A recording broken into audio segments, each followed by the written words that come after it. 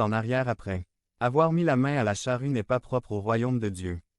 Ce candidat aux disciples semble très déterminé à suivre Jésus et je lui ai dit, « Je te suivrai Seigneur. » Mais après y avoir réfléchi un peu, il revient sur sa décision et un mais apparaît. Ah mais laissez-moi d'abord dire au revoir à ma famille.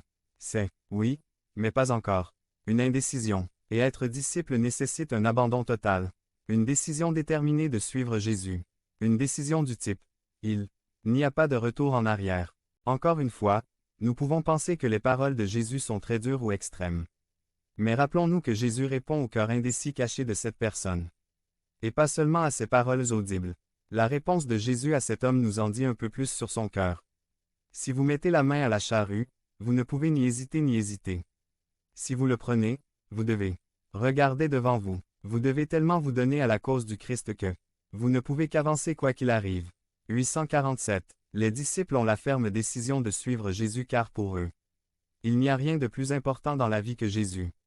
Il n'y a pas de retour en arrière. Dans la vie, nous devons prendre de nombreuses décisions décisives, comme par exemple, pour ceux d'entre nous qui sont mariés, peut-être qu'avant le mariage, vous avez eu un petit doute et avez vécu une sorte de crise momentanée. Je me souviens que les jours précédents, mon mariage, j'avais un peu d'anxiété. J'aimais ma petite amie et j'étais convaincu. Mais il y avait ce genre de doute et de réflexion à cause du caractère décisif de cette décision. Mais une fois la décision prise, il n'y a plus de question ni de doute. En termes simples, il s'agit de lutter chaque jour pour vivre comme une seule chair. Oui, le mariage requiert ce type de décision résolue et déterminée. Combien plus suivre le Christ comme son disciple? Il n'y a plus d'hésitation entre un oui et un non.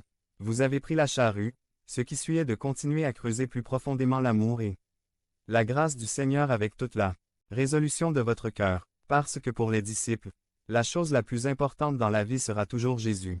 Cette semaine, une bien triste nouvelle est tombée. L'auteur et pasteur chrétien, Joshua Harris, un homme qui avait écrit et enseigné dans le respect total des Écritures, a d'abord annoncé sa séparation conjugale, mais pire encore, il a annoncé sa séparation de la foi chrétienne biblique. Il était l'auteur du très célèbre livre « J'ai dit au revoir aux fréquentations », et maintenant il devra écrire un autre livre, intitulé « J'ai dit au revoir au christianisme biblique ».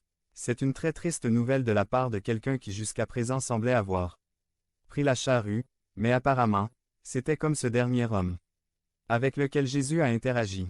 Avant de suivre Jésus, il a eu des distractions, des raisonnements, des disputes, des voix étranges du monde qui l'ont poussé à se retirer, à hésiter, à mettre de côté une décision résolue de suivre Jésus.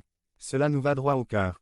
Chacun d'entre nous qui se considère comme disciple de Jésus doit se demander, est-ce que je prête attention à quelque chose qui me distrait ou qui me fait hésiter par rapport à ma décision de suivre résolument Jésus? Est-ce que je cède à des pensées non bibliques qui façonnent ma vie au lieu de prêter une attention exclusive aux paroles du Christ? Jésus nous appelle à être des disciples dévoués, qui le suivent résolument, car, pour les disciples, la chose la plus importante dans la vie, c'est Jésus. En considérant ces trois cas et les paroles de Jésus, nous sommes confrontés.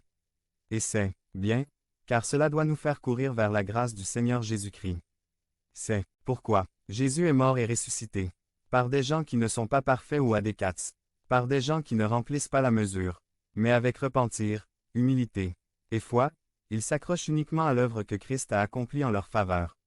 Par sa vie, sa mort et sa résurrection, Jésus nous a réconciliés avec le Père et fait de nous des disciples acceptés devant